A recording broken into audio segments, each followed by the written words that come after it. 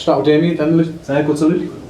Eddie, is that as frustrating as you've had as Newcastle manager? Yeah, I think it'll be up there. I think I thought first 60 minutes we were okay, albeit we conceded 2 disappointing goals. You know, the first goal's a really disappointing one to give away for us. We're 10 minutes into the game. We started really well on the front foot. It looked like we could create at any time, and we just changed the dynamic of obviously West Ham's feeling and our feeling, and so we kick ourselves with that one in particular. I thought we responded well though and kept going, kept attacking, created chances. I think when they score the second goal, we lose our way a little bit and become a bit desperate in some of our attacking play and looked a bit disjointed at the end. In some ways, did West Ham do to you what you've done to so many teams in the past and exploit, you on the break? Yeah, I didn't necessarily think that was, the standout issue. They've got very good players. They've got players with key threats. I thought we didn't handle the goals very well at all. Those 2 moments, I said, apart from that, I don't think they gave us too many problems in that first 60 minutes. I think after that, difficult to analyse for us. I think we were a bit disjointed. We had players playing out of position due to a couple of injuries. So it was a disappointing last half an hour. I'll be, very upfront and honest with that. But the first 60 minutes I thought was pretty good. If we'd scored the chances that we created, I think it would have been a very different feeling. Luke, the Brighton defeat, very similar to that. That came straight after the international break as well. Are you concerned about the team coming back together and maybe not being at their best? Yeah, there's always that concern because you just lose contact time with the players. Players go through a totally different experience and then they come back together as a group. Now, usually I think historically we've been very good in that respect. Why we should suddenly find it difficult, I don't know. It's one of the mysteries really of football, and we need to go away and think about that. So yeah, I mean it's a similar type feeling. I thought we played well in the Brighton game, didn't get the result today. I felt we played well for parts of the game. But again, we're not scoring enough for the chances we're creating. That's a disappointment. It's something that certainly we have to fix. It's a bit of a problem for any team when your big players have off nights. But what do you make of Alexander Isak, Anthony Gordon, and Bruno Guimaraes? Sorry, what was the first part of that? I missed it. Sorry. Every team will struggle when their big players have an off night together. But what did you make of Isak, Gordon, and Bruno today? Because it seems to be at the best. Well, again, making reference to the international players, it is a difficult thing for them. They have to. They go away and do a lot of travelling, play games, come back, and their focus has to be immediately back onto Newcastle. I expected us to deliver a better performance because we had a little bit more time to prepare. It wasn't like it was a Saturday game, it was a Monday game.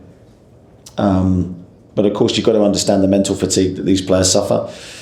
But yeah, that's something we'll look at. Thank you. Chris?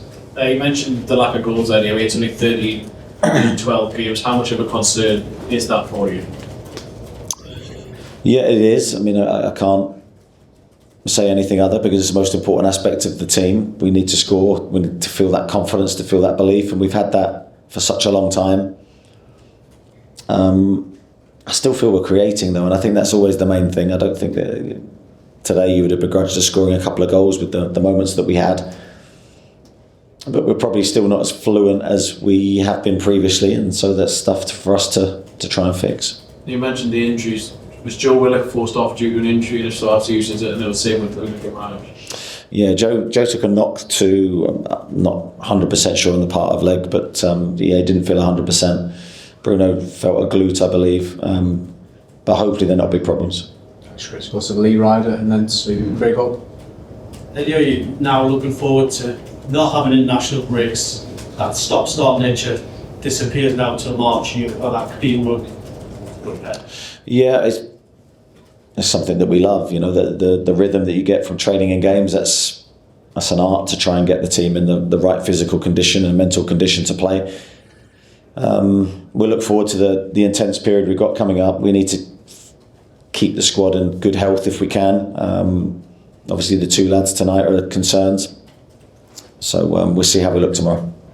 Said Dan Burn would be a miss before the game, and that unfortunately proved to be the case. Yeah, it was a big miss. I think you see the first goal, and I think Dan's presence helps us in those situations for sure. But his leadership qualities on the pitch can't be underestimated. He's an organiser. He's a really good communicator with his backline and his midfield.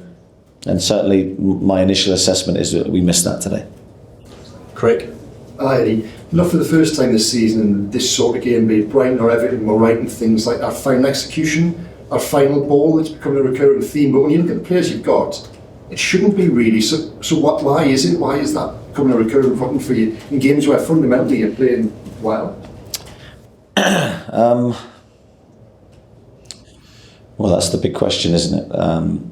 I think a lot of that is potentially down to individuals' form. Their execution, their confidence in those big moments. And for me, we've had big moments today. I've had the opportunities, and of course, then if you take those, then more come off the back of it. That's how football always works, and that's how it worked for us against Nottingham Forest in our last game. There's nothing like goals to create confidence in the group. So, and you only get confidence, for me, from hard work and training and making sure that we rehearse and refine what we're doing. So that's what we have to do. Dominic Skir. Penalties played a big part in this fixture last season. Do you think you should have had a penalty in the second half? Yeah, I possibly do. I mean, it's difficult for me to say. I've looked at it once, I haven't seen it again. When I say I looked at it once, it was live. I felt there was a really good shout for a penalty.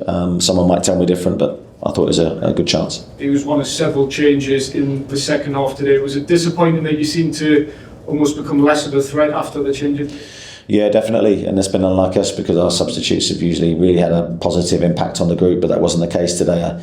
I really didn't like us in the last half an hour.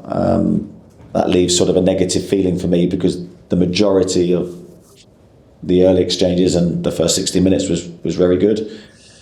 And of course, all the players that enter the pitch, to justify then playing them in the next game, have got to do well, and I felt maybe we didn't do that today. Martin, and then quickly Kieran to finish. Is part of that frustration? You don't look too much at the details, but you could really have caught up and got within a point of the likes of Arsenal and Chelsea. Is that part of the frustration you take up tonight? Yeah, massive, because the league's so tight, that a couple of wins and the whole picture looks very different, and we'll kick ourselves tonight because we knew the opportunity we had. Home game, Monday night, a great moment for us potentially in our season. So we have to learn from that and come back stronger. And you look frustrated on the lack of thanks at the end. Is this one of the occasions where you express that to the players in the dressing room afterwards, or this hasn't satisfaction? I think I'm always very honest with the players. I don't hide my feelings, even if it is immediately after the game. I think they'll have a good idea of how I feel. There was a frustration about the last half an hour, which I've said to you, so I'm not hiding anything. Okay. Kieran? We've seen how well we've done against the teams towards the top. It's frustrating maybe when the onus is on you. These sorts of games, it's not quite happening. Yeah, I'd agree with that. I think we haven't grabbed the games in these moments as well as we could have done. Of course, they present a different challenge for us, both mentally, tactically, technically. And although tonight's game is easy to say in hindsight, but if we score the first goal, probably the feeling and the result is very different. Because I thought there was a decent feeling about the group tonight before the game. I thought there was a decent vibe in our early exchanges in the game, so I'm thinking we're set for a good performance here, and of course then the reality of what we've delivered is totally different now. So you've got to be careful that you don't look at the game wrongly and overreact to the result, but ultimately disappointed we haven't found a way to win that game tonight. That's when you have options on the bench tonight, maybe more so than recently.